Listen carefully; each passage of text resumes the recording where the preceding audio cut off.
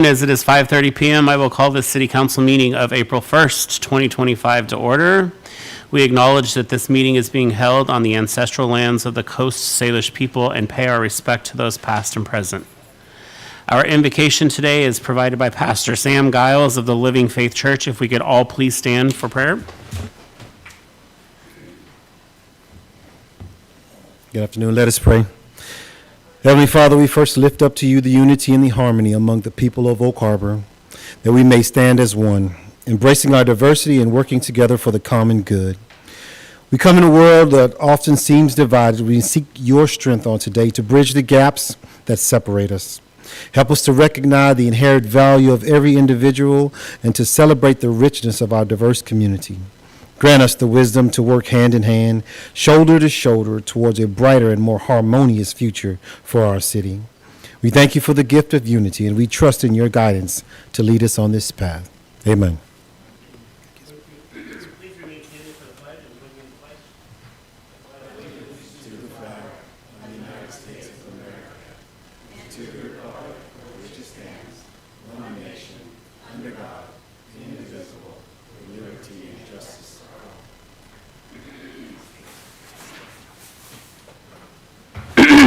This will be both a physical meeting and a virtual meeting. Some members of city staff or consultants may be participating via teleconference.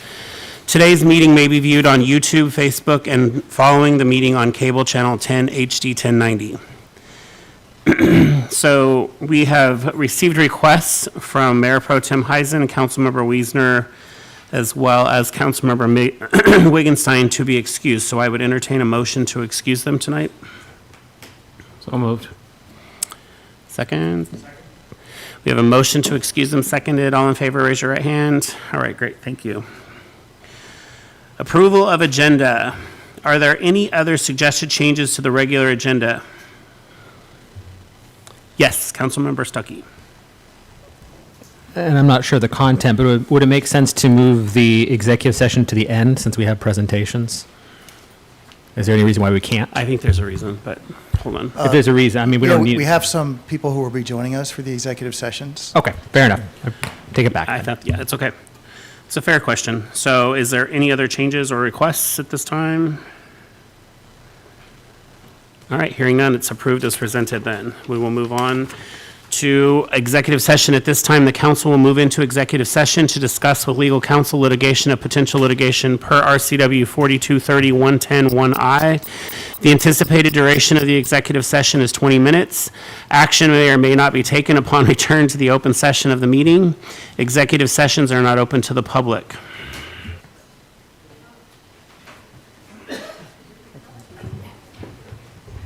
Mayor Pro Tem, Mikhail will have sent you a link, I believe, to session, which is a Ring Central meeting. Yes, I think I'm already sitting in the waiting room for that one.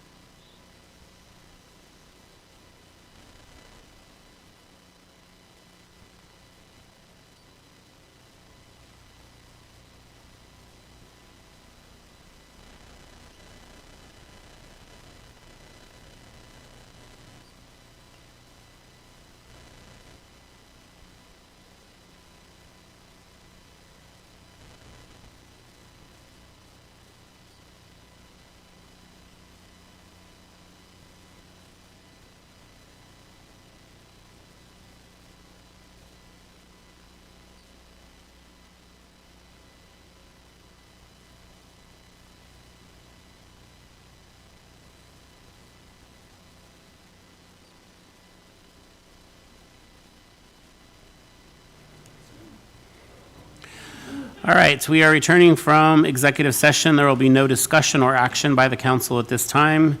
We will move forward to our presentations. We have an Arbor Day Proclamation. Parks and Recreation Supervisor Brandon Cable will present. Maybe he's...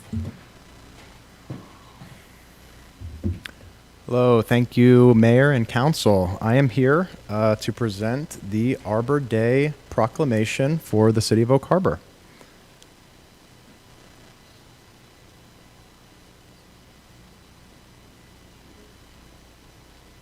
Okay. So Arbor Day, this year Arbor Day is Friday at April 25th, and in the past we have done one Arbor Day celebration at one of the elementary schools per year.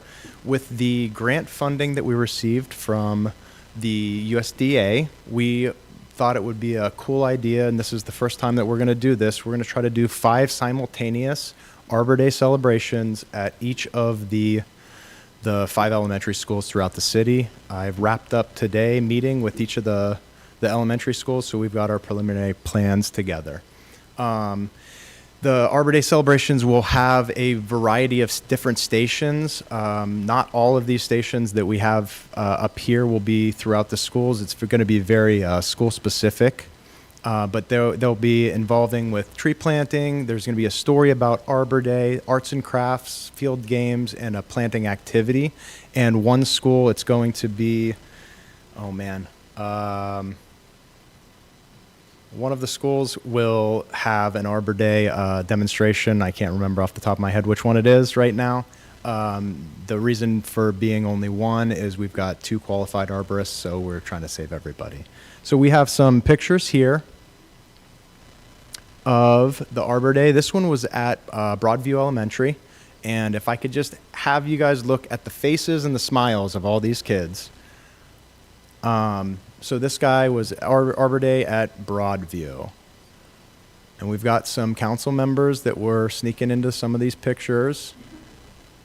So this is Broadview, and then this was last year. This was Oak Harbor Elementary. We've got the mayor out there getting everybody ready to start. So we got Storybook.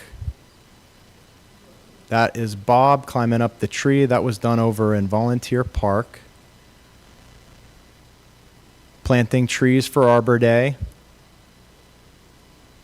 And I believe that was right at the end there. That might be handing out popsicles. So the City Council has been invited to participate in the Arbor Day. As I said, it's April 25th this year. I will be sending out some volunteer sign-up sheets for City Council, for Parks and Rec, and the Arts Commission to see if anybody would like to volunteer. And we have an Arbor Day proclamation I believe the mayor is going to read for us.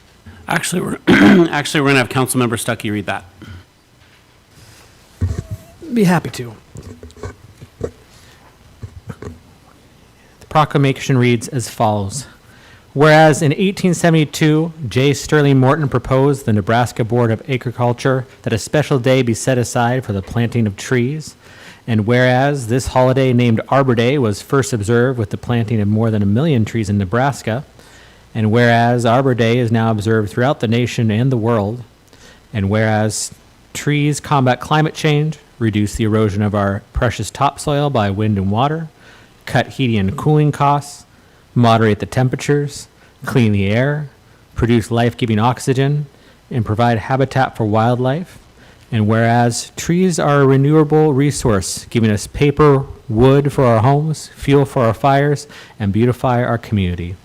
And whereas trees in our city increase property values, enhance the economic vitality of business areas, and beautify our community. And whereas trees, wherever they are planted, are a source of joy and spiritual renewal. Whereas the oak species,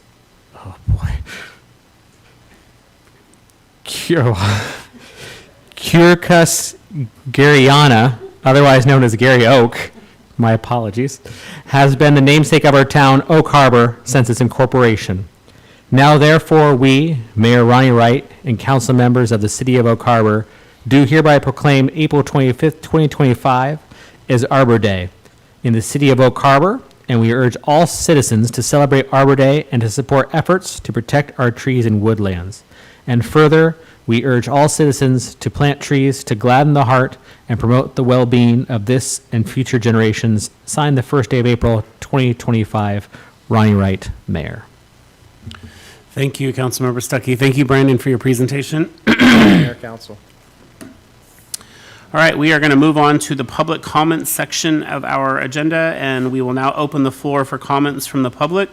Members of the public may comment on consent agenda items or subjects of interest not listed on the agenda at this time.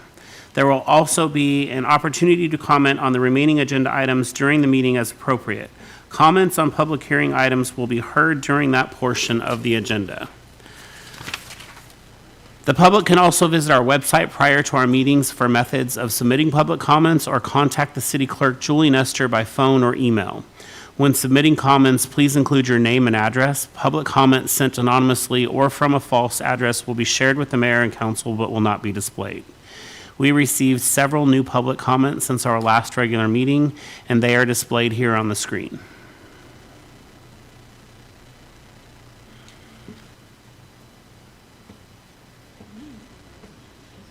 Maybe. Mikhail, we're not seeing your screen.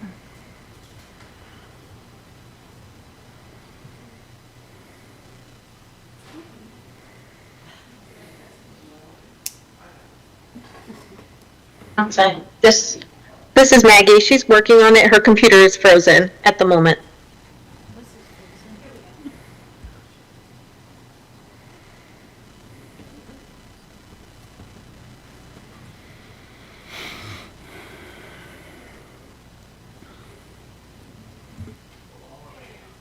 Okay.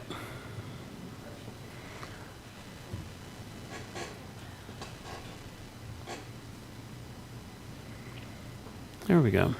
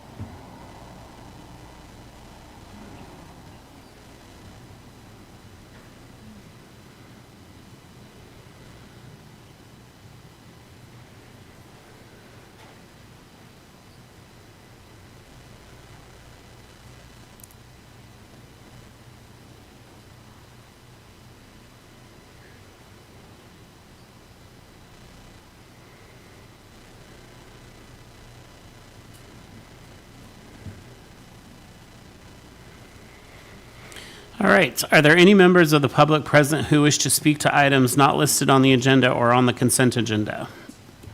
Mayor, we have one person that signed up to speak this evening. Cheryl, I hope I say your last name correctly. Cheryl Grehan. Cheryl, if you could please state your name, address, and whether or not you live in city limits, please, and limit your comments to 3 minutes. Yes, sir. My name is Cheryl Grayan. That was really close. But the way that you can remember is I'm going gray, I'm Grayan. So that's what my husband says. Anyway, so my address is 2210 Corsair Lane, and I do not live in city limits. But I do work in city limits for the Oak Harbor Main Street Association, and just wanted to invite you all to our biggest fundraiser that's happening this Saturday. It's called Wine Bites and Brew, and just would like to invite you all. If y'all want to, tickets will be on sale until Friday and possibly still at the door. If you don't want to buy a ticket but would like to be involved somehow, you can volunteer for it as well. So just get in contact with me or go to our website at oakharbormainstreet.org. Thank you. And I have little flyers. So here. Thank you, Cheryl. All right. Is there anyone that didn't sign up that would like to step forward and make a comment at this time about items that are not on the consent agenda item? All right. Hearing no one else who wishes to speak at this time, we'll close public comment and we'll move on to our consent agenda. Staff has presented the listed consent agenda items, all of which were included in the meeting packet. Are there any objections or changes to the consent agenda as presented? Hearing none, may I hear a motion to approve the consent agenda? Yes, Councilmember Romero. I move to approve the consent agenda as presented. Second. Okay, we have a motion to approve the consent agenda as presented by Councilmember Romero, seconded by Councilmember Marshall. Is there any further discussion before I call for a vote? Hearing none, all in favor, raise your right hand. All right, passes unanimously. I would also just like to note that Mayor Pro Tem has joined us via remote. So welcome, Mayor Pro Tem. I just wanted it to be in the record that you were here in attendance. So thank you for that. All right, we're going to move on to mayor's comments. Bear with me. It looks like they've written a ton of stuff for me to talk about tonight. The Wright Blend 1, thank you to the Book Rack for hosting us on March 21st, and thank you all who attended and provided great questions and discussion. Thank you as well to Councilmembers Stuckey and Arms, ICOM, Executive Director Sophia Cofield, City Administrator Combs, and Fire Chief Anderson, and Police Chief Slowick for attending. The Wright Blend 2, you spoke, we listened, we heard from a number of residents that they would like us to hold a Wright Blend in the evening. So save the date for Let's Talk About It on Friday, April 25th at 5:30 p.m. at El Cazador Mexican Grill and Cantina, 32195 State Route 20. We are seeing our numbers grow for this event and hope you can join us. Student tours. In the past 2 weeks, we've had the pleasure of meeting with and hearing from members of the Whidbey Royalty and the Exceptional Academy who toured City Hall and the Oak Harbor Fire Department. They also interviewed City Administrator Combs and I, and were not shy about asking some well thought out and tough questions. At the city, we are working together to make sure our city is as cool as these students. Association of Washington Cities, Deputy City Administrator and Finance Director Goldman and I were guest speakers for the AWC's Elected Officials Essentials 5-part series created specifically for elected officials. Our topic was understanding municipal revenues, a comprehensive understanding of municipal revenues streams, focusing on the 4 main sources of general revenues provided to cities by the state legislature. Topics included the mechanisms of revenue generation, the legal and regulatory frameworks governing taxes, and the strategic considerations for optimizing revenue collection, as well as resources for revenue options. City Administrator Combs was a guest speaker at the 2025 Women's Leadership Summit, Finding Your Voice. Her topic was about amplifying your strengths as a leader. The summit provided attendees with tools to improve their power skills, learning techniques to advocate for their own well-being, and strengthening connections. Congratulations to the North Whidbey Middle School Cougars. Both boys and girls wrestling teams participated in their end-of-season tournament. The girls team took first place and the boys placed fourth. Advisory board vacancies. We are collecting applications for review as we work to finish updates to all board, commission, and committee bylaws. See our website to apply. And last but not least, we're hiring. So please see our website for information and job descriptions and apply to join our team. With that, that concludes my announcements, and I will turn it over to City Council for their comments at this time. Councilmember Arms. I had a great time at the marina on Saturday. Not only do they feed the fingerlings at 9:30, which is always fun to see the kids, but then they had a marina walk, and Elise, who's the temporary harbor master, did a great walk. It was very informative. It was about an hour long. Even though it was kind of windy and cold, there was like 20 participants. And today, it looked like a little mob scene down there because we fed the fingerlings again at 9:30. And there was wall-to-wall kids that were preschool, and they had a wonderful time. I mean, they were everywhere. So I appreciate the marina doing that, and it was an informative time for everybody involved. Thank you, Councilmember Arms. Anybody else for the good of the order?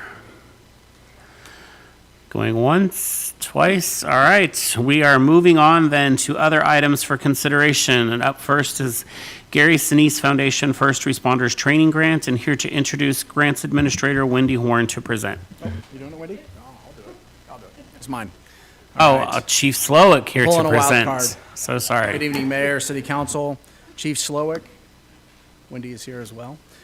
So we are requesting support to apply for the Gary Sinise Foundation First Responder Training Grant.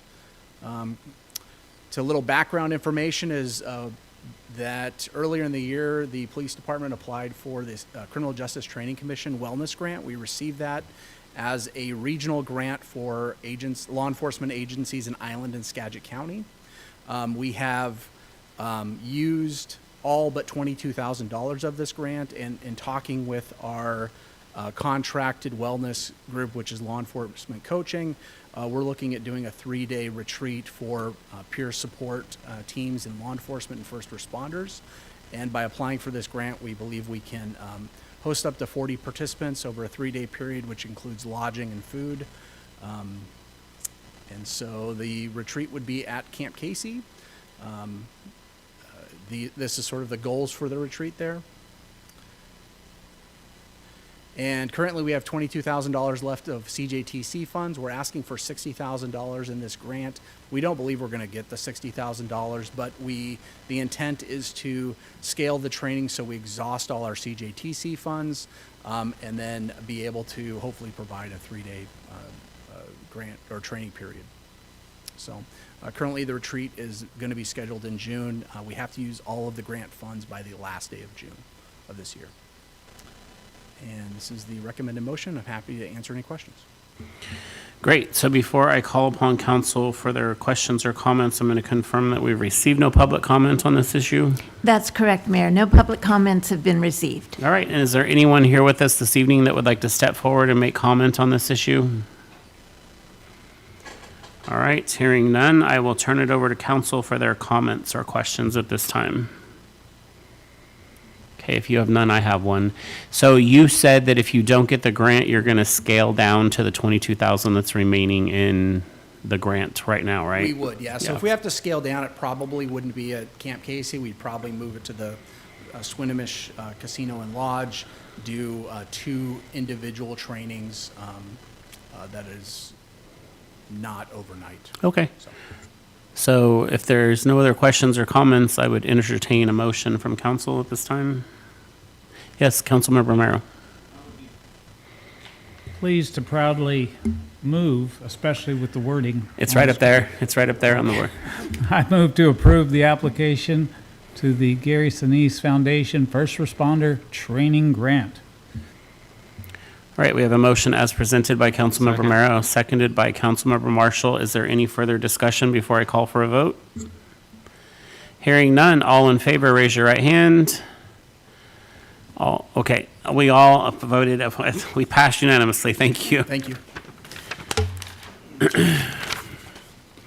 All right, we're going to move on to reports and discussion items. These are carryover from the workshop last week because we were running so far over. We have the Planning Commission Annual Report to the City Council, as well as the Development Services Department Annual Report. And here to introduce those topics are our Development Services Coordinator, David Kuhl. Thank you, Mayor, members of council. Tonight we have both the Development Services Planning Commission report and the department annual report. So what I'm going to do is I'll cover the Planning Commission report, and there's some things in there that are redundant in the actual annual report, so I'll skip over those, so we'll just cover that one time. Something you might not know, by code, we are required to bring to you a Planning Commission annual report. So that's in the code that we're required, all the boards and commissions are required to come back with any goals and objectives that they have. And so we formulate an annual report for you, and we've done this every year. So in your staff report for the Planning Commission, there's 4 areas we're going to focus on. I'll just cover the first 3.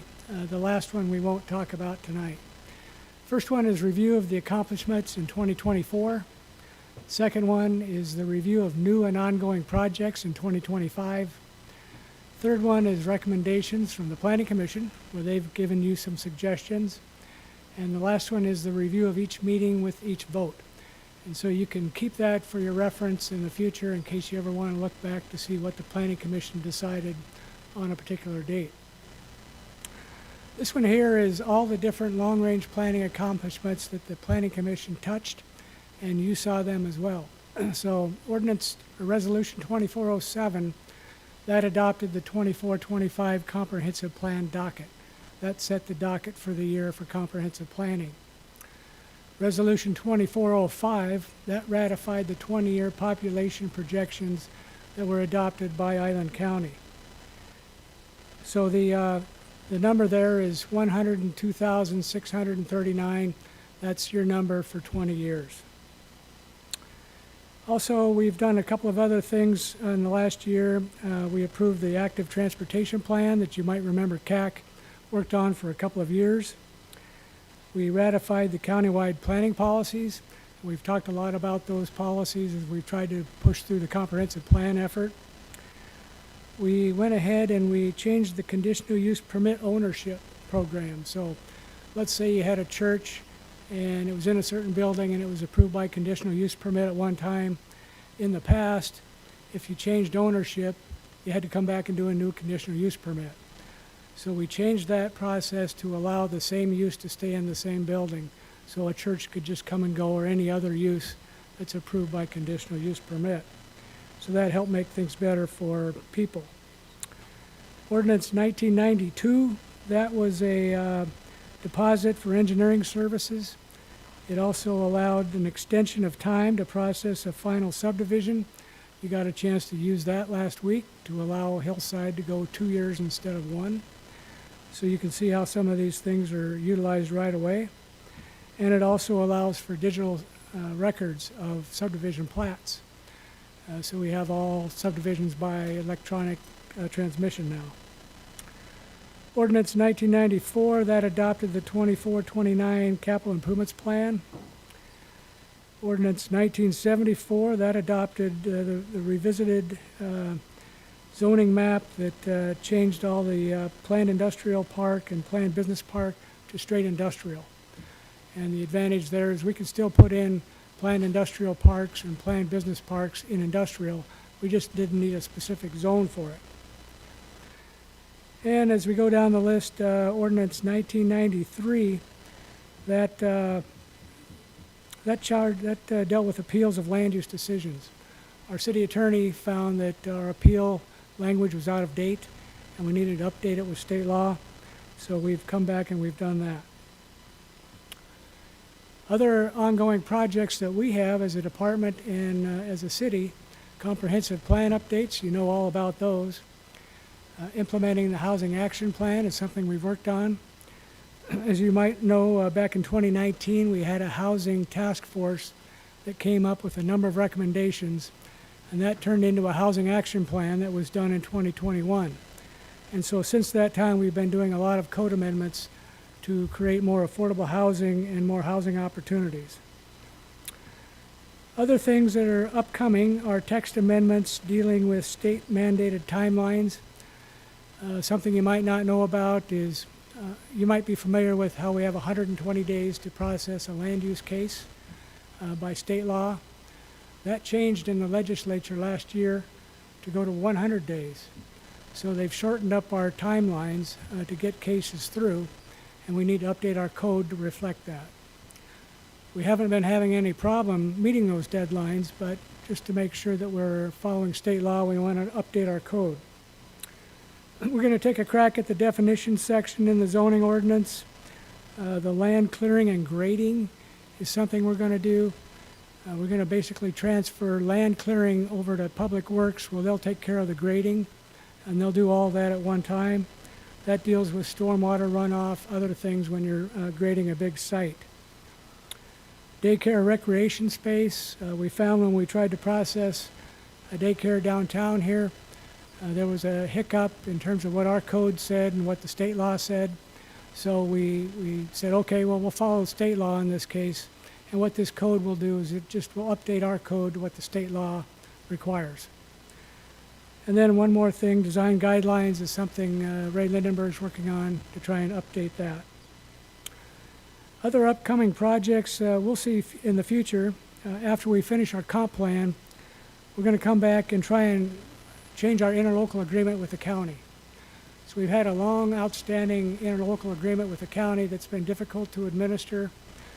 And what we hope to do is to change the ability to annex through our interlocal agreement. And there's a much better state law that allows us to do a better job of that. And we think that it's going to be beneficial to us, but also the county. So the county's not stuck trying to follow our rules in the county. And we think that they'll support that. The last three bullets on this list, that's all relating to the waterfront redevelopment program downtown here.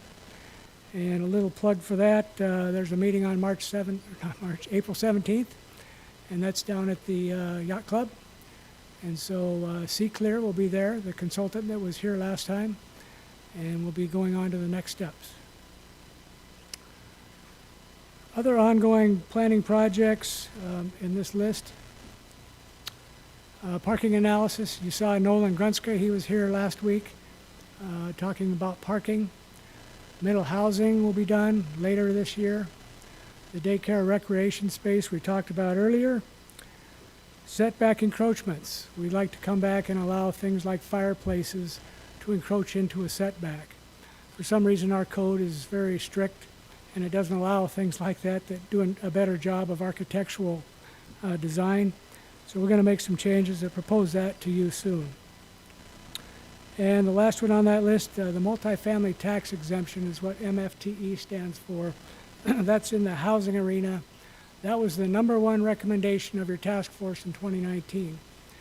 And we're getting to that. We've formed a steering committee, and Mr. Goldman and I are going to be having a meeting with the steering committee to show people what a tax exemption program can work like. So that's coming up soon. This last list is all environmental, something Dennis Lefevre is working on. Flood damage prevention is one of those. Fish and wildlife habitat conservation areas. The National Pollution Discharge Elimination System, that's what that acronym stands for. The Comprehensive Plan Climate and Resilient element will be coming up very soon. And so you'll be seeing a lot more on that topic. And then the critical areas update. We're always working on that. This next section is one that the Planning Commission proposed to us. And the first bullet there is prioritize funding for affordable housing or other incentives. And so something you might not know about is the city did pay $42,000 towards the end of last year or early this year to Habitat for Humanity. So we gave them enough in fee waivers for 3 houses. And it might take them a year or two to build those 3 houses, but that is something that we have done to help fund affordable housing. Second bullet there is implement the active transportation plan through better pedestrian and bike connectivity. That again is something that CAC worked on quite a bit, and we'd like to create more opportunities for that. So this is your planning commission. On the left is Kevin Wilson. Kevin's an airline pilot for American Airlines. To the right of that is Eddie Fry. He's an ordnance man at military base. To the right of him is Joshua Engelbrecht. He's your planning director down there in Coopville. And to the right of that is Ryan Bradley. Ryan works for Boeing down in Everett. And so he scrambles to get to our planning commission every night by 6 o'clock, but he somehow gets there. So this is the group. They've done a good job this year. One plug, we have 3 openings. So if you know of anyone out there who wants to be part of the planning commission, we've got some really big stuff happening this year. We have the comprehensive plan and this waterfront redevelopment program that can really be exciting to work on. So I encouraged our planning commissioners to start attending those meetings, and we did get some participation from them. So that's our planning commission annual report. Great. So before I turn it over to council, I have a quick question, and sorry I'm asking this here. I should have asked beforehand, but the annexation changes in the UGA area, we are having these communications with the county, right? We're not going to just spring this on them. They're at the table on these conversations and part of the process. I can't honestly say that we've had conversations yet. Okay. We've just been meeting about the comprehensive plan a lot, but Yeah. good idea. We should be having a conversation with them. Yes, we definitely need to make sure that they're a part of the process so that there's nothing where they're caught off guard with that. So with that, I will turn it over to council for their comments and questions at this time. Yes, Councilmember Stuckey. I'm going to add on to your plug there about looking for commissioners. You know, a lot of times people say, I hear chatter, I'm going to try for council. I think you'd do a good job. Maybe that's the case, but a lot of times people are looking at easy decisions, sculptures, parks. Some of those things are a little easier to understand. You like a sculpture, you like how a park looks. But when it comes to the planning commission, that's where like the nuts and bolts really come in. And it's not always reported on because, let's be honest, it's often pretty dry stuff, to be blunt, but it's some of the most important stuff we do. And there's a reason why, of the council members up here, 3 of the 4 served on the planning commission before being on council. So for those that maybe are thinking about council, planning commission is a great way to start to really learn the nuts and bolts of a lot of what we do. So appreciate what you guys do, appreciate the planning commission, and if anyone's interested, it's definitely worthwhile. Thank you. Thank you, Councilmember Stuckey. Councilmember Romero. I would piggyback on that idea of having people going on the planning commission. My own experience is that it's very good to have energized and motivated people, but especially if they bring certain talents that apply to planning. That's very helpful. Not necessarily required, but it adds value to the planning commission. Thank you, Councilmember Romero. Anybody else for the good of the order? All right, hearing nothing, we will move on to the Development Services Department Annual Report.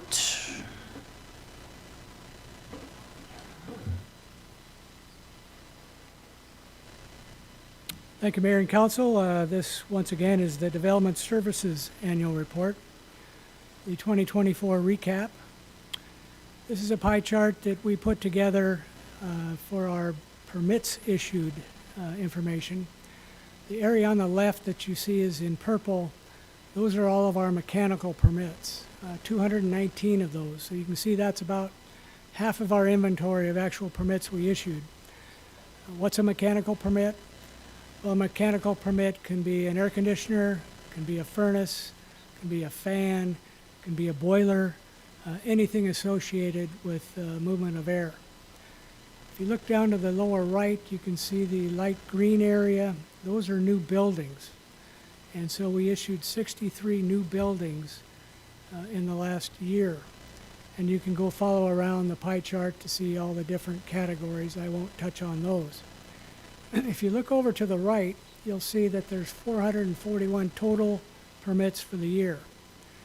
And down below that in the white bar, it shows the previous year, 412.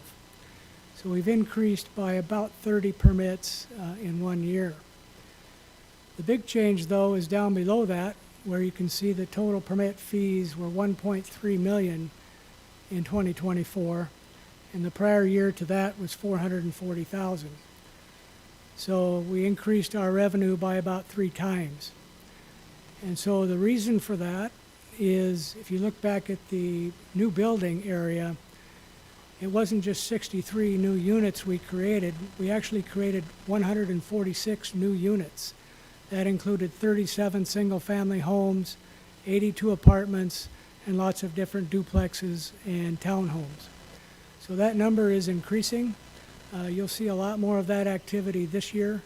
We have a number of projects in the pipeline, particularly out Crosby Villa and Crosby Heller just got issued.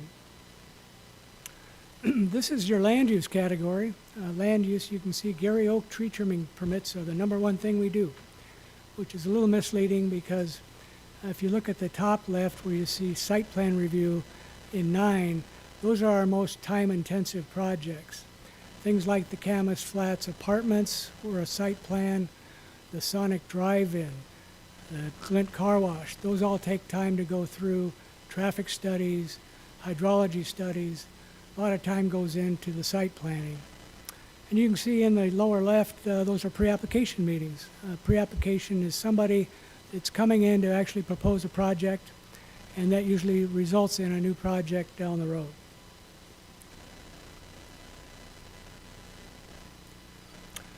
This is the same stuff we just covered, all the long-range planning stuff, so I won't touch on that again. Same with this slide, all long-range planning. Site photos. These are your site photos. Glint Car Wash is here. You can see if you're looking for things that we do is we do design review on these kinds of buildings. If you look at the vertical elements, you can see the light brown and the dark brown. Those are all reviewed by our planning staff, and encouragement is done to create areas to break up wall faces. If you look at the Sonic down below that, you can see there's some brick facing down below and a different material above. It's designed to make a drive-in look like it is something special. This is a project you might all know well. This is Serendipity Lane. As you know, Public Works did some work on this recently and finished it up. But this started about 5 years ago when I got here. A fellow named Ferd Johns was walking around showing his plans to everybody. And so Main Street and I got involved. We sat down month after month after month. Greg Lanza was involved in it, Margaret Livermore, and I. We spent a lot of time working to try and get this project funded. And fortunately, the city council did fund it through ARPA funding, and we were able to get the project moving forward. The most challenging thing that I had to deal with was the building on the right, which is where the Sweet Rice building is, has its own legal lot. And then you can see in the middle is the city property. The building on the left is, in the background, is the McKnight building. Building in the foreground is the South Shore Condominium Association. Trying to get all those people together to agree to easements and driving traffic across different properties. It was really a challenge to do, but somehow it came together. The trash trucks know where to go, how to pick up the trash, because we changed trash service for the condominiums. And after we got through all those processes, the legal documents, then I turned it over to Steve Schuler so he could do the actual construction. So good teamwork on that, and appreciate the help of Main Street with their funding and their help in putting this together. This is the Bodega site plan. Bodega is right there as you're coming into town on Highway 20 off to the left. Sunbelt Rentals is just to the right on this. Good location for storage units. The reason you want storage units in this location is because it's close to the crash zone for airplanes, and it's also in the highest noise contour that we have. So you don't want to have people living there or working there. It's a good place for storage, and that's a good location for that. Camas Flats, that's the apartment complex I mentioned earlier, 82 units. The city did the plan review, did the site planning, did all the inspections, and now it's nearing, well, I shouldn't say completion, but it's moving on. And we anticipate that the county, who actually owns this project, will lease it all out to affordable housing. So I'm not sure if it's Opportunity Council or who else is involved from the county standpoint, but this is an exciting project for Oak Harbor. Next to this project is Crosby Trace. This is just on the other side of 10th Street. 37 units, and these are all market rate housing. They're not subsidized. So this is all a project ongoing. As you drive around town, you go up Oak Harbor Road, you're going to see a lot more stuff. You get up to Crosby, you'll take a left, and you'll go over to Heller.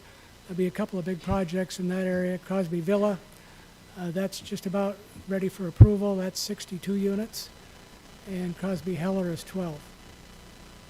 And of course, if you keep going out Crosby, you'll run into Cedar Hill, and that's a single-family development that's all Rambler houses, 28 houses, I believe. So projects that are planned and beyond. This is something we already talked about in the Planning Commission report. This one as well. And we get to code compliance. So this is a table that we put together every year. You can see on the left all the types of projects are shown. At the top is vegetation. The next one down is building code, miscellaneous, and so on and so forth. The way to read this chart is you look at the blue line, and that's the impacts from 2024. The yellow line is what happened in 2023. So you can compare the volume from 24 to 23. We had a lot more vegetation complaints, places where vegetation grows out over a sidewalk or into clear vision triangles, so it doesn't make it safe for people to drive. Building code, we had a lot of violations there. If you look off to the right, you'll see that total complaints taken in 2024 was 126. The previous year on the white bar below that was 92. So quite a few more complaints that have happened. And of course, we're mainly proactive code enforcement. We don't go out looking for it unless it's, perhaps it's a situation where our code enforcement officer goes out, sees a site on a complaint that has junk and trash in the front yard. He'll go out to the house next door that has the same thing, and he'll talk to both customers. And the reason is because one person will complain about the other one after he goes out to see the first one. So we make sure we take care of things that way. Down below, case closure rate is 98.4%. The previous year was 97.9. So we have a very high closure rate.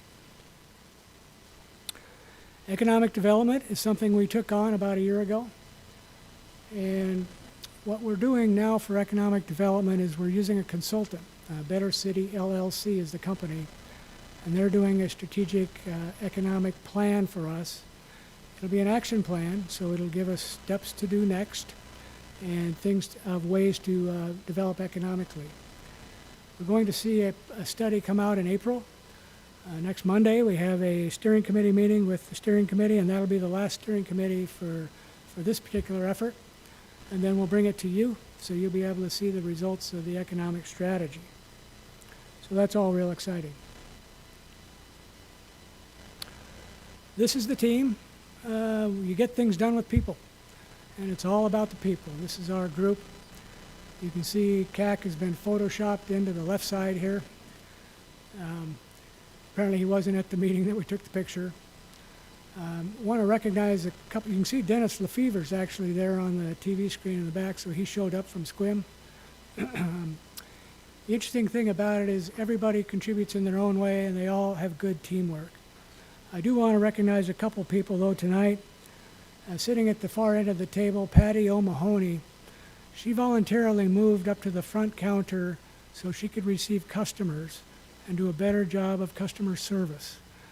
She felt in her own mind that it was better to have a personal touch, to be right there taking care of customers when they come in the door. And so hats off to her for wanting to do that. Another guy I want to recognize is sitting next to CAC. That's our building official, Brian Colbert. He is probably the most detail-oriented guy I know. He's gone through our permitting system left and right for the last 3 years. And we have met with our consultant that put that together every other week for 3 years, making tweaks and fixes and adjustments to our permitting system. And it is now starting to work really well. So it's that kind of effort that we appreciate from Brian Colbert. Also, hats off to Public Works Engineering for their help in putting together the additional fixes to our permitting system from the Public Works side. So that's our report, and I appreciate your time and attention. Thank you very much, David, for that comprehensive report. Are there any questions or comments from council for David at this time? Yes, Councilmember Romero. I appreciate the fact that we're seeing signs of increased residential construction at a significant pace. And so the theory goes anyway, with the increase in supply should be a decrease in cost to the renters and buyers.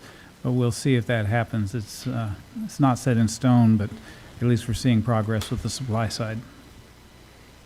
Yeah, but remember, there are other market factors there that we do not control. So we are hoping for that for sure, but there are other market factors that are adversely affecting that as well. So any other comments or questions for David? All right, well, thank you, David, for your presentation. Thank you. There being no further business, is there a motion to adjourn? Councilmember Romero? I move we adjourn. All right, we have a motion to adjourn, seconded by Councilmember Stuckey. All in favor, raise your